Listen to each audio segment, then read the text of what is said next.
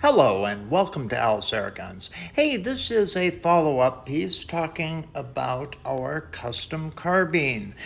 Built this a while ago, have been working with it over the last year, and wanted to answer some questions, do a little bit of an informational video, kind of a follow-up on the custom carbine that we built together. To remind you all, this is a 2250 style carbine. I built it starting with a 2300S tube and had this in my parts bin and went ahead and used that as a starting point. That is a pistol length tube, and the 2250 tubes were actually longer, but those are hard to come across these days, so have one of the 2300S tubes in stock. Obviously that's a very high quality tube, so I went ahead and used that as the receiver for this project. Also on top, we went with one of Crosman's steel breeches.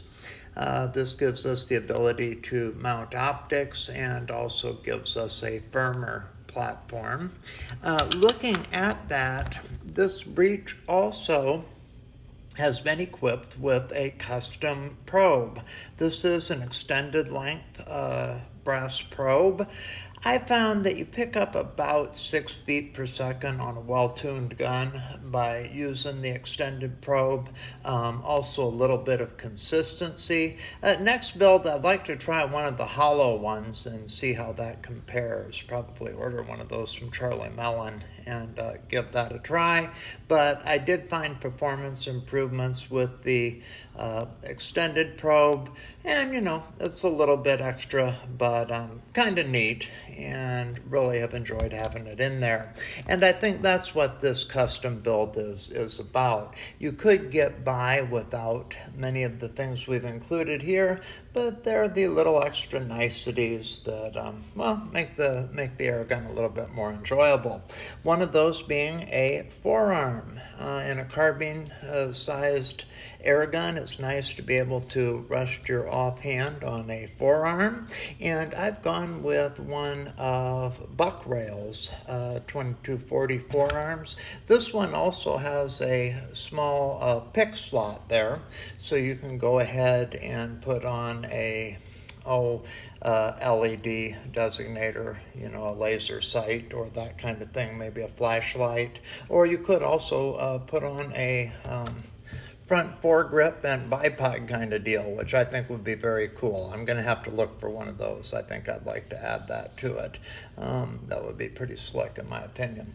Also, we have the carbine stock on it. This stock is actually one of the backpacker stocks. You'll notice it's not drilled for screws, and as part of that, what we do is it uses the plunger method. This is a spring-loaded plunger. You press that in and out to take the stock on and off without the use of screws.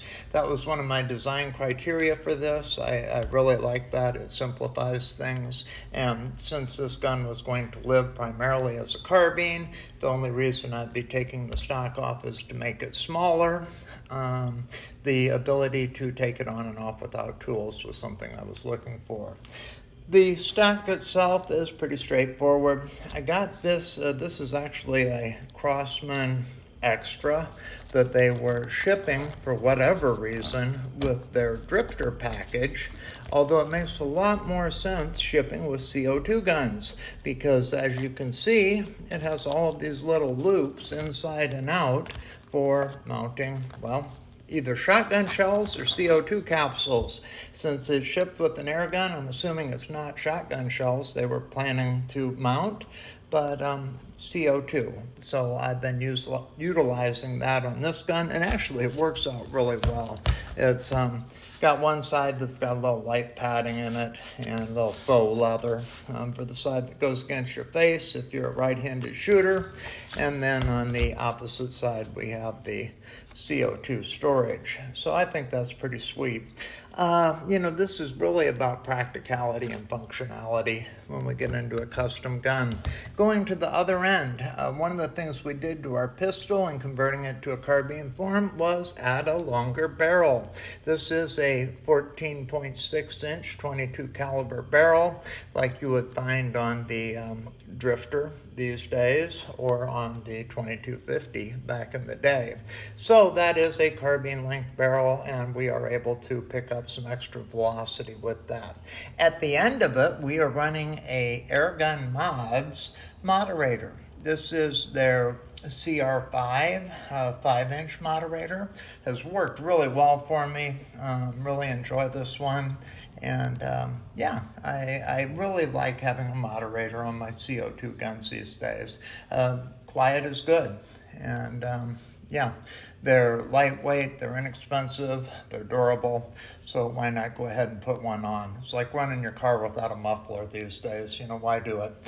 So anyway, got a moderator on there. It does add a little bit of length, but not really that much. Speaking of length, the carbine is 26 inches long, and looking at the weight, I was thinking it was 20 some ounces. But let's go ahead and frame up my camera here. Okay. Good old postal scale tells me it is 1.82 pounds, or, excuse me, it's actually 1,822 grams, which converts to 4.015 pounds. So just a hair over 4 pounds in this configuration. However, that does include a CO2 capsule in there and like 3 or 4 CO2 capsules in the end. Does not include the dot sight that I normally run on it, and I tend to shoot that with the new Daisy red dot. It's lightweight, it's stylish. I think it looks good on the gun, and works out pretty well for me. So that's kind of the walk around on what's going on with this air gun. I did do some crony testing. Oh, the valve. The valve that is in here is a lightly modified valve of my own. Had it in the bin, had done a little work on it before, so had it ready, went ahead and popped it in this gun to see what kind of performance we would get out of it, and that's something we'll go ahead and take a look at next. Initial velocity testing was done with 3 pellets. The first was a Crosman Premier Hollow Point, a 14.3 grain pellet, had an average velocity of 496.6 feet per second for a muzzle energy of 7.83 foot-pounds. Next up were the Gammo PBA alloy pellets. They have a 9.7 grain weight for an average velocity of 549 feet per second and a muzzle energy of 6.49 foot-pounds of energy. The final test was the H&N Barracuda Hunter Extremes. They're an 18.52 grain pellet, had an average muzzle velocity of 421.4 feet per second for a muzzle energy of 7.3 foot-pounds. Hey, thanks a lot for sticking with us to the end, and I look forward to seeing you on the next one.